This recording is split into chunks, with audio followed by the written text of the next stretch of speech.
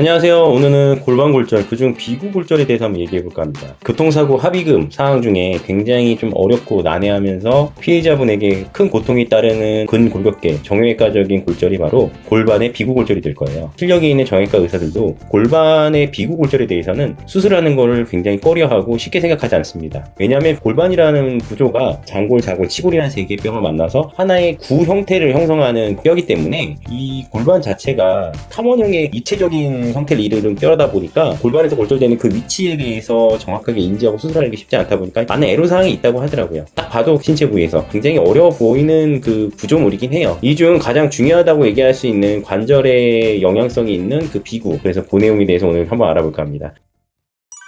보게 되면 피해자분께서는 보행 중에 교통사고를 당하셨고 이렇게 좌측의 비구부가 골절이 심하게 돼서 3D CT의 영상인데 대퇴골 골두가 이렇게 안쪽으로 튀어나올 정도로 비구가 완전히 이제 박살이 났죠. 옆에 보게 되면은 여기 이제 골반의 형태를 대충 얘기 드리는 건데 장골, 치골, 자골 이렇게 세 개의 뼈가 원래는 만나서 성인이 되고 나서 하나로 이렇게 뭉치거든요. 그 뒤쪽에는 이제 엉치뼈, 천추와 뭐 이렇게 연결이 돼서 하나의 구 형태를 형성하고 이 안에는 이 내장기관이 이제 뭐 이렇게 있고요. 그 다음에 비뇨 생식기 기관도 이 안에서 보호가 되고 있죠. 보게 되면은 아무래도 이 비구라는 데는 골반 중에서 가장 민감한 부위예요. 왜냐하면 우리가 걸을 때 윗다리뼈와 아랫다리뼈가 있는데 윗다리뼈 가장 튼튼한 뼈 중에 하나인 대퇴골과 연결돼서 고관절을 형성하는데 이 부위에 연결되는 부위다 보니까 이 부위가 다치게 되면 아무래도 이제 재활 치료를 해서 치료의 완치를 기대하는 부분도 쉽지 않게 되거든요. 보게 되면 이분 같은 경우도 이제 후유장애 진단서 내용상 금속정으로 수술했고 관절 내 골절로 외상성 관절염 높은 운동장이 보인다 이렇게 돼 있어요. 이분께서도 실질적으로 사고 시점부터 거의 한 1년 3개월 정도 이제 재활 치료까지 완전히 받고 이제 손해사정 교통사고 합의금 보상 문제, 손해 사정에 대해서 이제 의뢰를 하셔서 처리를 하게 됐는데 저희가 이 사고 시점에서 꽤 지난 후에 이제 면담을 했을 때도 정상적인 보행으로 보이지 않을 정도로 쩔뚝거리면서 이제 파행적인 보행을 확인을 할 수가 있었고요. 재활을 이제 의료기관이 아닌 비싼 전문 재활센터 가셔서 치료하셨음에도 어떤 치료에 대한 기대 효과는 큰 한계가 있었죠. 결국은 어떤 치료가 종결됐고 치료를 해도 큰 효과가 없다는 건 판단이 됐기 때문에 교통사고 합의금을 받고 손해배상 받으시고 이제 종결을 해야 되니까 정당한 이제 처리를 위해서 이제 위임을 하셨고 거기에 대한 이제 손해사정 절차에 따라서 검사한 내용들이나 의무 기록 등을 절차적으로 살펴봤을 때 비구골절에 대한 피해자분 치고도 비구가 이렇게까지 망가진 분들은 아주 흔하진 않거든요. 왜냐면 요새는 또 차대차 사고가 많지 차대인 사고는 흔하지 않다 보니까 보고 좀 놀랬어요. 저도 솔직히 대퇴골두가 이렇게 안쪽으로 비구를 뚫고 나올 정도였으니까요. 밑에 사진은 정상적인 우측 비구의 모습이고 좌측이 이제 구쇄골절된 관절면까지 완전 손상된 비구의 어떤 3D CT의 모습인데 정상적인 우측의 비구와 많이 이제 손상된 좌측의 비구의 문제점을 명확하게 알 수 있는 거였죠. 치료의 기간도 길고 수술도 굉장히 어렵다 보니까 이분의 얘기만 들었을 때도 처음에 이제 사고가 나서 주변에 있는 병원에 갔지만 거기 정형외과에서 수술하기가 이제 어렵다는 얘기를 듣고 대학병원 응급실로 가셔서 거기서 이제 여러 가지 종합 검사를 받으시고 이제 수술까지 받게 되셨는데 수술을 받았다고 하셔도 정상적인 그 이전의 모습으로 돌아갈 수 없다는 어떤 그런 내용들을 본인도 인지하셨고 또한 이제 자기가 이제 재활의 의지가 있어 충분히 치료를 했었음에도 치료가 종결된 후에도 이렇게 어떤 후유증이 크게 남았기 때문에 교통사고에 대한 어떤 그런 이제 회의감, 굉장히 큰 자기 인생에 있어서 많은 이런 어려움을 따르게 한 부분에 대해서 많은 화도 나셨고 뭐 이런 애로사항이 있었죠. 하지만 어쨌든 보험회사에서 보상해줘야 되고 받아야 될 부분이고 어쨌든 가해자들은 또 교통사고를 대비해서 자동차보험을 가입하니까요. 그래서 이제 보상 처리를 하는데 이분께서 이제 혼자 이제 뭐 진행을 하시는 부분에 있어가지고 이 비구골절이 거동이 이제 파행적으로 삐뚤삐뚤하게 걷는 부분들 외에 또 이제 관절 움직임이나 통증, 지속적인 통증이 제일 심하거든요. 그런 부분들로 인해서 보험회사에서 얘기하는 부분들이 뭐가 정당하고 뭐 위자료라든가 이실수이계 어느 부분들이 어떻게 처리해야 되는지에 대해서 끌려갈 수밖에 없는 상황이다 보니까 결국은 이제 손해사정사 찾으셔가지고 이제 진행을 하게 되신 거고 뭐 소송까지 생각을 하셨던 부분이지만 이제 나이도 좀 있는 편이시고 소송을 하신다고 해서 큰 실익적인 부분이 없다고 판단하셔서 결국은 손해사정사를 위임을 하셔서 제가 처리했던 사례에 해당합니다. 이분께서는 맥브라이드 노동력 상실 평가를 했을 때 중요한 건 고관절이다 보니까 고관절 같은 경우는 이제 어깨관절 다음으로 우리 신체 관절 중에서 운동 범위가 이제 굉장히 큰 관절에 해당을 해요. 경관절 다음으로 이제 크다고 보면 되는데 그러다 보니까 이 관절의 기능이 엉덩이 관절을 올렸다 내렸다나 아니면 내회전, 외회전 등 같은 운동 범위가 너무 많아요. 그리고 하지의 기능적인 부분은 또 상지하고 틀리기 때문에 이제 직립보행을 하다 보니까 다리를 주축을 해서 이게 일어서서 보행하는 부분들이 있다 보니까 아무래도 이제 거동을 못하면 노동 능력, 그러니까 일을 할 수 있는 능력에 대한 제한이 더 크죠. 그래서 신전과 굴곡과 관련하고 그다음에 내전과 외전의 이제 어떤 그런 기능적인 부분을 합산해서 병합 노동 능력 상실률을 최대한 인정받으려고 노력을 했고요. 그다음에 이분께서 또 자영업자다 보니까 소득의 입증에 있어가지고 좀 안 점이 많이 있었어요. 왜냐하면 급여 소득자가 아니기 때문에 이제 자영업자에 해당되니까 소득 부분이 세법상에게 노출되는 부분이 없다 보니까 통계 소득적인 부분에 있어가지고 일한 기간들, 기술적인 부분들 여러 가지 이제 종합해서 최대한 인정받을 수 있게끔 이제 손해액을 산출하다 보니까 시간도 적지 않게 걸렸고요. 예, 그렇게 해서 이제 최종적으로 보험회사에서 승인을 받고 이제 보상 처리 종료를 했었는데 가장 쟁점이 됐던 거는 고관절에 대한 비구골절이 외상성 관절염이 발생을 했고 그로 인해서 노동력 상실률과 한시장애인과 영구적 장애인과의 쟁점에 대해서 이제 큰 의견이 있었죠.